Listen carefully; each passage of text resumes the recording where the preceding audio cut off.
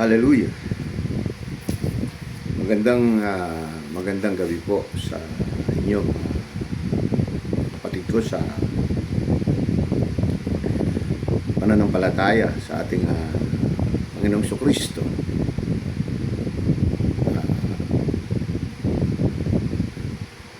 Dalangin ko na ang ating buhay ay dala natin ng kapayapaan at pag-ibig ng Diyos. Hallelujah. Ngayong gabi po ay nais ko pong ibahagi sa inyo itong salita o itong mabuting balita ng Diyos po. Ang ibabahagi ko sa inyo ay narito po sa Genesis na para malaman natin na may tunay na Diyos at ang Diyos na ito ay isang perpekto. Hindi po siya nagkakamali. Kaya kung bakit ito ang isinishare ko sa inyo, isa itong patotoo na may tunay na Diyos na ang ating pananampalataya o ang ating pagsampalataya sa Diyos ay makikita natin dito sa ibabahagi ko sa inyo dito sa aklat ng Genesis, kung paano niyang lalangin ang mundong ito at kung paano narito tayo ngayon sa mundong ito. Hallelujah. Kasi maraming mga nagpapatotoo, maraming mga nagtuturo o nagbabahagi ng salita ng Diyos, iba yung kanilang pakaunawa sa Diyos. Iba ang kanilang pakaunawa. Iba ang pagpapakilala nila sa Diyos.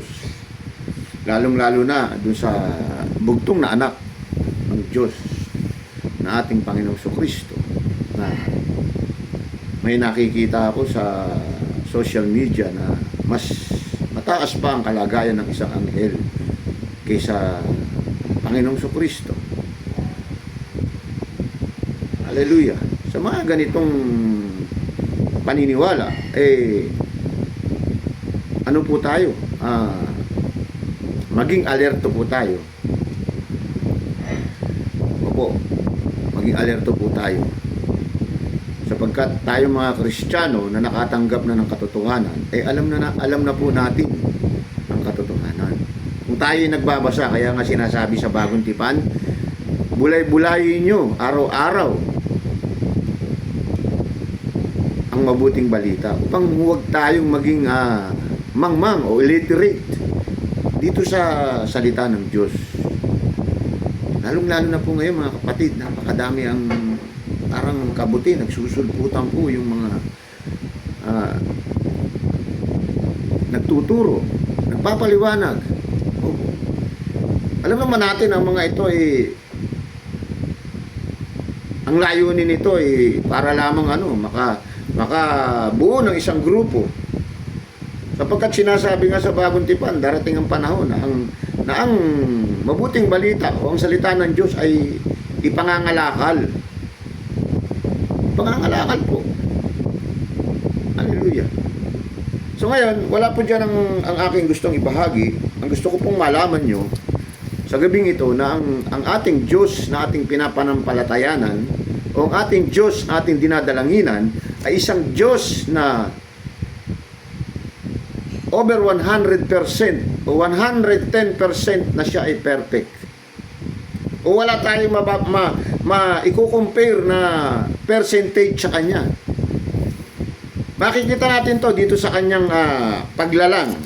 Babasahin ko po. Dito sa Genesis, medyo may kahabaan po to. Ito'y babasahin ko.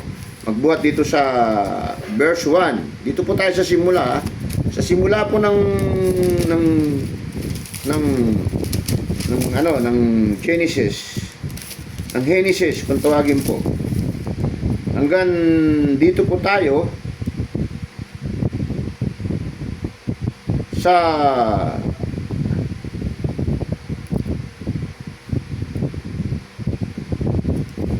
ano po, hanggang doon po tayo sa 31. Opo, hanggang doon sa 31 po.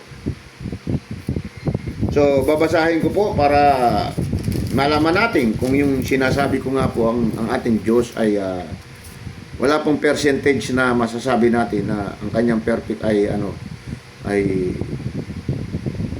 mataas pa sa anumang bilang ng numero. Kung merong dulo ang numero, mas mataas pa ron ang kanyang pagiging perfect. Hallelujah! Ganun ang Diyos. Hallelujah! Ang sabi rito, in the beginning, God created heaven and earth. And the earth was without form and void, and darkness was upon the face of the deep, and the Spirit of God moved upon the face of the waters. And God said, let there be light, and there was a light. And God saw the light, that it was good, and God divided the lights from the darkness. And God called the lights day, and the darkness we called night. In the evening, in the morning were the first day. And God said, let there be a firmament in the midst of the waters, and let it divide the waters from the waters. And God made the firmaments, and divided the waters which were under the firmament from the waters which were above the firmament. It was so. And God called the firmament heaven. In the evening, in the morning were the second days. And God said, let the waters under the heaven be gathered together unto one place, and let the dry land appear. It was so. And God called the dry and earths, and the gathering together with the waters called the sea. And God saw that it was good. And God said, let the earth bring forth grass, the herb yielding seeds, and the fruit tree yielding fruit after his kind, whose seed is itself upon the earth. And it was so. And the earth brought forth grass and herb yielding seeds after his kind, and the tree yielding fruit. Those seeds was in itself after his kind. The God saw that it was good. In the evening, in the morning were the third day. And the God said, let there be lights in the firmament of the heaven, divided the day from the night, and let them for a signs, for the reasons, and for days and years, and let them be for lights in the firmament of the heaven, to give light upon the earth. And it was so. Verse 16. And God made two great lights, the great light to rule the day, and the lesser light to rule the night, had made stars also. And God set them in a firmament of the heaven, give upon the earth, and rule over the day and over the night, and divided the light from the darkness. And God saw it was good. In the evening, in the morning were the fourth day. And God says, let the waters bring forth abundantly the moving creator that have light and power, that may fly about the earth and in the open firmament of heaven. And God created great whales and every living, a creator that moveth which the waters abroad for abundantly after their kind, and every wing fall after his kind. And God saw that it was good. And God blessed them, saying, be fruit and multiply, and fill with waters in the sea, and let flow multiply in the earth. In the evening, in the morning were the fifth day. And God says, let the earth bring forth the living create after his kinds, cattle, and creeping this beast of the earth after his kind. And it was so. And God made the beast of the beast of the earth after his kind, and cattle after their kind, and everything creepeth upon earth and after his kind. And God was that it was good. And God said, let us make man in our image, after our likeness. Let her dominion over the fish of the sea, and over the whole of the air, over the cattle, and over the earth, over every creeping thing there creepeth upon the earth. And God created the man his own image, In the image of God created him, male and female created he them. And God blessed them. And God said unto them, be fruitful and multiply, replenish the earth and subdue it, eat and have dominion over the fish in the sea, and over the fowl of the air, and over every living thing that moveth upon the earth. And God said, behold, I giving you every herb hearing seed and is upon the face of the earth, and every tree and the which is fruit of tree yielding seeds, to you it shall be for meat, and to every beast of earth and every fowl of the air, and to very thing that creepeth upon the earth, and wherein there is life, I have given every green herb meat. It was so. And God's and everything that he had made, and behold, it was very good. And the evening and the morning were the sixth day. Thus the heaven and the earth were finished, and all the host of them. And on the seventh day the God ended his work which had made, and rested of the seventh day from all his work which had made. Hallelujah. So doon po tayo natapos doon sa Genesis. Nagsimula tayo doon sa Kapitulo 1 hanggang 31. At nakapasok tayo rito sa Kapitulo 2 hanggang doon sa verse 3, sa kanyang nung sa ikapitong araw na sinasabi, and God blessed the seventh day and sacrificed, because that in he had rested from his works which God created and made. At siya po ay nagpahinga dun sa ikapitong araw. So, paano ko masasabi na ang Diyos ay perfecto? Kung makikita nyo yung kanyang ginawa rito, nang nilalang niya, sabi niya, in the beginning God created the heaven and the earth. Opo, nilalang niya yung langit at ang lupa. And the earth was without form, and a void darkness was upon the face, the deep, and the Spirit of God moved upon the face of water. At ang lupa ay walang anyo, walang laman, at ang kadiliman sumasa ibabaw ng kalaliman, at ang Espiritu ng Diyos ay sumasa ibabaw ng tubig. So, nung lalangin niya, ang Espiritu ng Diyos ay naandun na po, sumasa ibabaw, dun po sa tubig. Kasi ang Diyos po, Espiritu eh. Opo. Kaya marami pong nagkakamali na meron isang mangangaral na ang Diyos daw ay nanganganak. Hindi po, kasi ang Diyos po ay Espiritu. Wala pa nakakakita sa Diyos. Maliban sa anak, siya lamang po. Kasi anak po siya. Hallelujah. So, kung makikita nyo rito, kung babasahin nyo itong kasi napakahaba nito, para ito'y basahin ko ulit, ipaliwanag.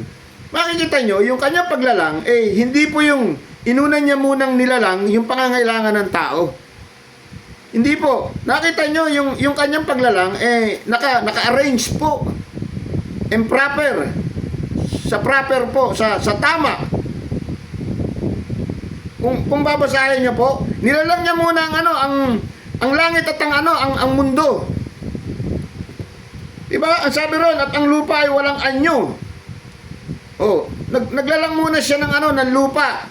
So, eto na, may lupa na. May lupa na po. So, nilalang niya ba kagad yung mga puno? Kasi may lupa na po, pwede nang, hindi po ganun. Kaya makikita nyo rito, kahit na yung nagsulat ng Bibliyang ito, ng Bibliyang ito, ay hindi niya po binago-bago itong istorya na galing po sa Diyos.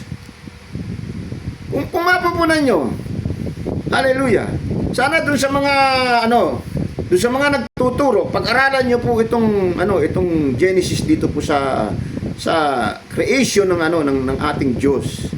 Opo. Kung makikita nyo, yung kanyang pagkakasalansad, hindi po siya, nung lalangin niya ang lupa, hindi kagad siya naglalang ng puno. Nang lalangin niya ang tubig, hindi kagad siya naglagay ng ng mga nabubuhay doon. Hindi kagad siya naglagay ng hayop. Hindi po. Naglagay muna siya ng para maliwanagan ang lupa na kanyang nilagay. At ang tubig, isinegregate niya po yan. Improper po. Proper, ang ibig ko sabihin, ito po ay nasa tama. Ang pagkaka-arrange nitong kanyang pagkikreate na mundong ito maging tayo. Opo. Kahit na nanglalangin niya ang tao according to the image of God, sinasabi niya rito, diba? Nung tayo yung huling nilalang, kasi ano magiging silbi ng mundong ito kung walang tao na nalalagay niya? So, naglagay siya ng tao. Ano una niyang nilalang na tao? Lalaki po. Male. Diba? Ang sabi ron sa verse, ang sabi rito, so God created man, his own image. In the image God created he him, a male and female created he them. And God blessed them, and God said unto them, be fruitful and multiply, replace the earth and subdue it, and have dominion over the fish of the sea, and over the fowl of air, and over a living thing na moveth upon the earth. At ibinigay sa atin ang kapangyarihan ng mga nabubuhay sa tubig, nabubuhay sa kalawakan, nabubuhay doon sa lupa. Ipinagkaloob niya po sa atin. Nakikita nyo, nang nilalang niya ang mundo. Kaya ako masasabi sa inyo na God is perfect. Ang Diyos ay perfecto. Walang makakatulad sa Diyos. Sabi nga, ang pag-iisip ng Diyos ay hindi pag-iisip ng tao. Sino makapagpapayo sa Diyos? Sabi nga sa Lumang Tipan, sino makapagpapayo sa Diyos? Hallelujah. Tignan niyo po rito, pag-aralan niyo po itong paglalang ng Diyos. Opo, nasa arrangement po talaga. Nasa tamang pagkakahilera po. So, maging nga nagsulat nito. Maaaring isulat niya na lang ito na kung ganun. So, maging nga nagsulat nito ay binigyan ng espiritu ng karunungan upang ito ay maisulat dito ng tama. Hallelujah. Tapos marami ngayon mga nagtuturo, mga nagpapahayag ng salita ng Diyos, binabago-bago nila. Binabago-bago nila ang kahulugan ng sinasabi ng banal na kasulatan. Hindi ba natin nalalaman, sabi sa pahayag, ang sino mang magbago ng testamentong ito ay magkakaroon ng kaparusahan. At ang sino mang magdagdag, magkakaroon ng kaparusahan sa Diyos. Kaya ako, ito, kung ano lang inabasa ko rito, ay isa kong ibinabahagi sa inyo. Marami kasi ngayon mga nagtuturo. Alam mo, ang kanilang gustong iparating doon sa nakikig na sila ay magaling magpaliwanag tungkol di. Wala pong gagaling sa pagpapaliwanag sa Biblia. Opo, hindi ka po pwedeng gumaling dito sapagkat ito ay salita ng Diyos. Paano kang gagaling dito? Maliban kung ikaw ay mahihingi ng kaalaman sa Espiritu Santo upang maunawaan mo to. Kanya nagkakaligaw-ligaw ang mga iba nagtuturo eh. Nakita mo may isang malaking congregation. Ang paniniwala nila, ang Diyos ay mas mataas pa yung anghel kaysa. Kung babasahin mo sa Biblia ano ang sabi ng Diyos? Doon sa mga anghel, hindi ipinaalam sa mga anghel, kundi sa Panginoong Kristo lamang ipinaalam ang lahat ng lihim at hiwaga. Hindi sa mga anghel, kundi sa kanyang bugtong na anak na Panginoong Kristo. Sana malaman natin yon. Pagka ganyan ang inyong sinasamahan, taliwas doon sa pagpapaliwanag sa Biblia, mangamba na po kayo. Tapos sasabihin nyo, sa inyo lang may kaligtasan. Ang mga itinuturo nyo naman, mali-mali. Mali-mali. Sasabihin nyo, kayo ang iglesia ni Cristo. Ako hindi ko tinatawag iglesia ni Cristo. Iglesia ni Manalo. Iba po yung iglesia. Ano po ba ibig sabihin ng iglesia? Ang iglesia po ay simbahan. Opo. At wala namang iglesia ni Cristo sa Biblia na mababasa ka. Iglesia ng Diyos. Tama po si brother Soriano.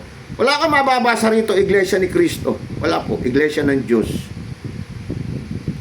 Tayo ay iglesia, ibig sabihin po ng iglesia, yan po ay Espanyol. Iglesia sa Greek word. Ito yung mga taong nag-aaral ng kabanalan. Ito yung mga taong religyoso na nakaalam ng kalooban ng Diyos, na sila ay nakiisa. Kaya sila naging isang grupo. Kaya sila tinawag na iglesia. Hallelujah.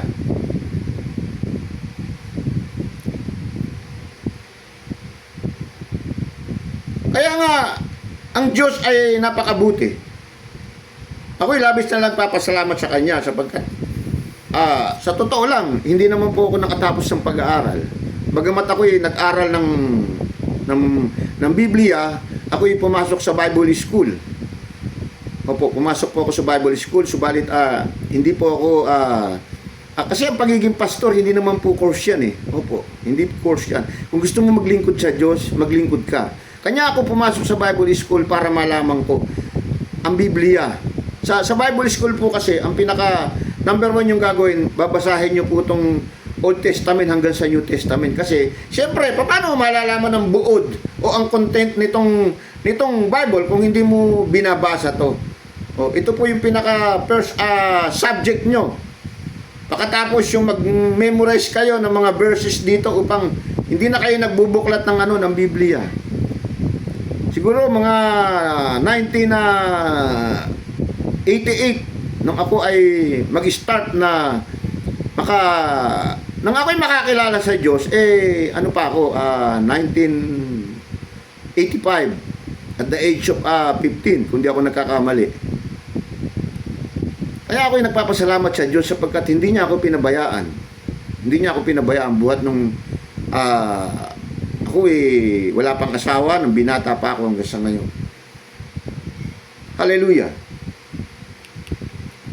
Nakita nyo kung gaano ka-perpekto ang Diyos nung lalangin niya itong mundong ito, maayos. Opo. Hindi niya kagad nilalang nung magkaroon ng lupa, nung magkaroon ng tubig, hindi niya kagad nilagyan ng isda, hindi niya kagad nilagyan ng hayop, na magkaroon ng himpapawid, hindi niya kagad nilagyan ng mga lumilipad. Hindi po. Nilagyan niya muna ng mga ng mga tanglaw, ng araw. Sabi nga ng science, yung buwan daw, wala raw liwanag yan. Basahin niyo po ang Biblia. May liwanag po yan. Kanya lang, hindi niya kayang liwanagan ang mundo pag siya na yung pumapalit. Ang napakaliwanag itong araw. At yung mga bituin, may liwanag din po yan. Ang sabi sa Biblia, sila yung tumutulong dun sa tanglaw na dalawa na ginawa ng Diyos sa kalawakan. Yung mga bituin, mga tanglaw din po yan pagdating sa gabi. Kaya nga po may gabi. Kaya inuna niya muna yan. Hindi muna niya inuna yung mga hayop na mabubuhay kasi para magkaroon ng bilang. Yun yung unang nagkaroon ng araw, unang gabi. Pangalawang araw na yon. Hanggang sa na dumating ang isang linggo, ang isang buwan, isang taon na nagkaroon ng bilang. Yun po yung naging sign natin. Yung pag umiikot na yung araw at ang buwan, isang gabi, isang araw, pag binilang natin, meron bang ilang araw sa loob ng isang taon? Kung di ako nakakamali, 365 days. O pag naka 365 ka, isang taon na. Merong ilang buwan? Meron pong 12 buwan bago mag isang taon. Di ba? Nilagay niya muna yung mga tanglaw na yan para magkaroon ng bilang. At nang mailagay niya na yung mga anong yan, isinegregate niya mo rin yung mga tubig. Opo, kasi hindi lang basta tubig. Kasi hindi pwedeng yung tubig alat, iinumin ng mga hayop, hindi sila mabubuhay. Sinegregate niya yung tubig sa dagat. Yan, nakita nyo na. Pero doon papunta lahat ng tubig sa dagat Nagsisirculate lang yan. At yung tubig sa dagat, bumabalik uli. Nakita nyo kung gaano kapangyarihan ng Diyos, kung gaano siya ka-perfect. Circulation lang ang nangyayari. Paikot-ikot lamang yung tubig natin. Paikot-ikot lang po. Hallelujah. At nilagyan niya na yan ng mga hayop. Hayop sa himpapawid. Hayop sa kadupaan. Hayop sa tubig. At ang mailagay niya na yan, ano ang sabi ng Diyos? Ito po ang sabi ng Diyos. Sinabi ng Diyos, talangin natin ang tao.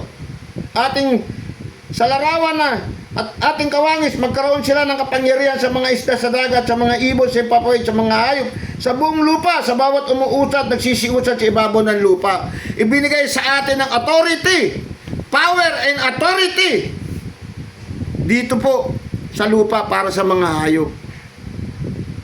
Binigyan po tayo ng authorization doon sa nilalang niyang mga anumang klase yun. Hallelujah. Kaya hindi tayo robot. Meron tayong kalayaan na pag gusto nating kumain nun. Di ba? Hallelujah. Kaya maling-mali yung mga ibang nagpapahayag nito na ang kanilang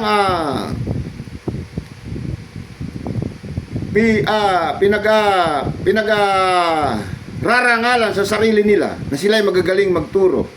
Lalong-lalo na yung isang wala na ngayon, sumakabilang buhay na yun. Napakagaling lahat ng verses pero mali-mali naman. Opo, mali-mali naman. Meron daw, ang Diyos daw, nanganganak.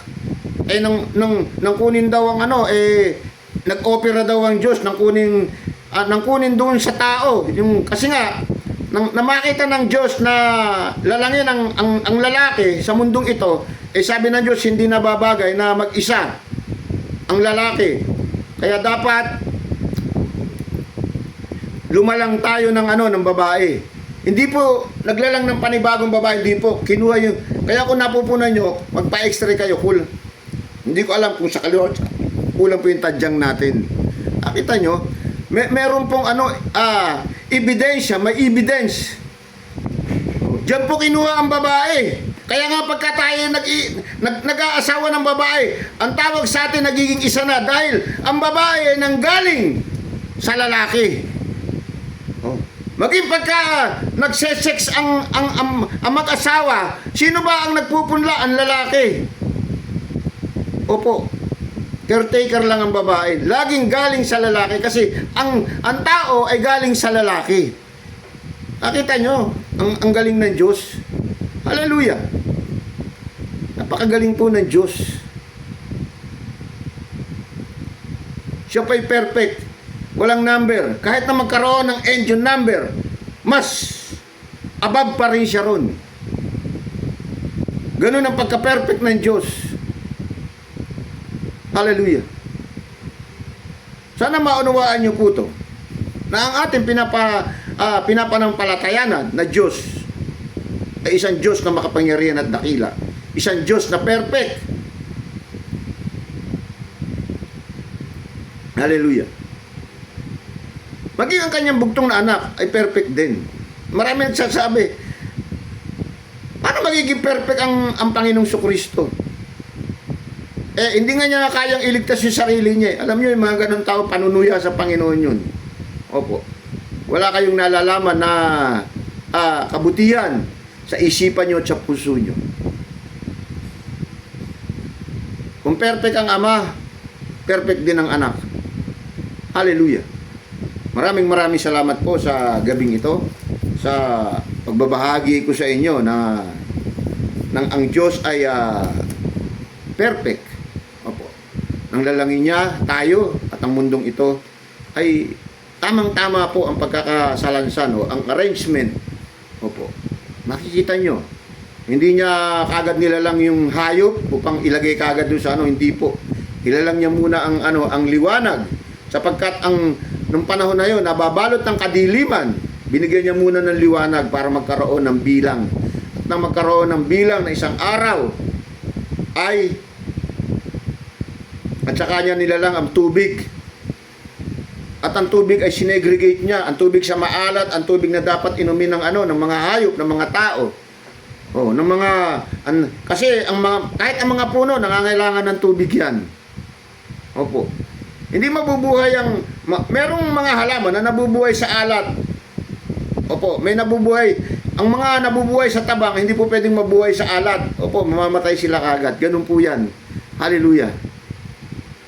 Maraming salamat po sa gabing ito. Ako'y nagpapasalamat sa Diyos sapagkat ang Diyos ay perfect. Opo. Perfect po ang Diyos. Maging tayo nilalang niya tayo ng ayon sa kanyang imahe. Opo. Ayon sa kanyang imahe. Maraming salamat po sa inyo. Kung meron po kayong mga katanungan, mag-message lang po kayo sa akin kung meron kayong naisip panalangin na para bang mawala na kayo ng pag-asa na may karamdaman kayo na alam nyo ang Diyos ang isang architect ng buhay natin. Opo. Kung imposible sa atin, sa Diyos wala pong imposible sapagkat siya ang may gawa ng buhay natin. Nakita nyo nang nandito pa ang Panginoon Kristo, walang sakit na nagtatagumpay. Ang lahat ng lumalapit sa Kanya, humihingi ng kagalingan. Maging mga patay, nabubuhay niya. Bakit hindi gumagaling ang mga may sakit sa panahon na natin ngayon? Kasi wala na ang Panginoon. Hindi po. Nag-iwan po siya ng salita. Kahit na wala ako, patuloy pa rin ang biyaya ng kagalingan sa mga taong nangangailangan ng kagalingan. Tayo lang po ang may diferensya, kaya hindi tayo gumagaling. Hallelujah. Opo, nagkukulang tayo sa pananampalataya. Nagkukulang tayo sa paniniwala sa Diyos na tayo gagaling.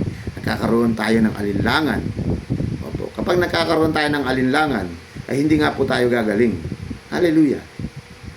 Maraming salamat po sa inyo sa gabing ito na aking ibinahagi. Kung merong nais na mag-Bible study sa inyong tahanan o mag-aral tayo ng salita ng Diyos, mag-message lang po kayo sa akin sa pagbabahagi kong ito. Mag-message kayo, mag-comment kayo. I-like niyo na rin po ang pagla-live kong ito. Maraming salamat po muli sa inyo. Ako si Kuya Dol Cunyo, ang naglilingkod sa Diyos at babahagi ng kanyang mabuting balita.